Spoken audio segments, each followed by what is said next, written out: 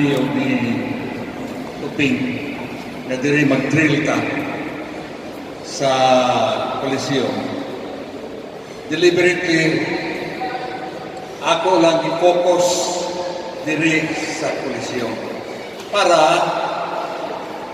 ang katawhan, labi na ang mga empleyado, maka-focus diri sa Coliseum because we hold our convocations here and other programs diri sa Coliseum.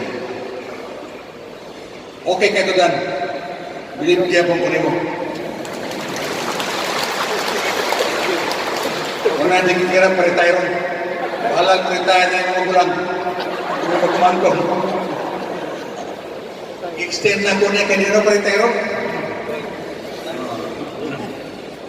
Ito being said, with all the proper guidance ni Danny, I think it was good. Pero ako karon mo ni, the Coliseum is not the only building which we are occupying.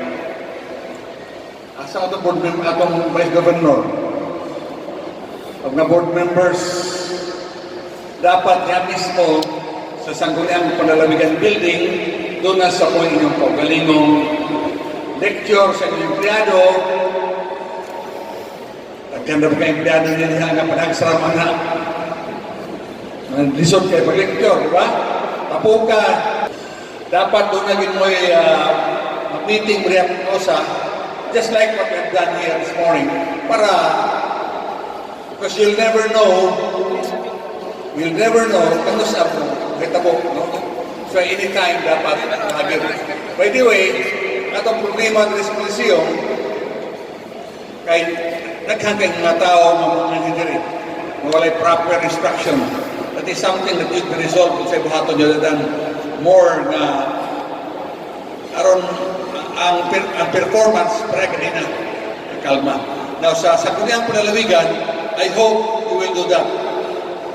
Kamong mga board members, kapoy magsabot, labi na sa inyong mga empleyado.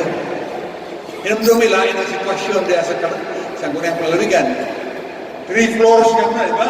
1, 2, 3. Pero ang exits, dili pareha din na kang kayo. Dili parehong, di ba? Okay. Next, ang atong Kapitolyo.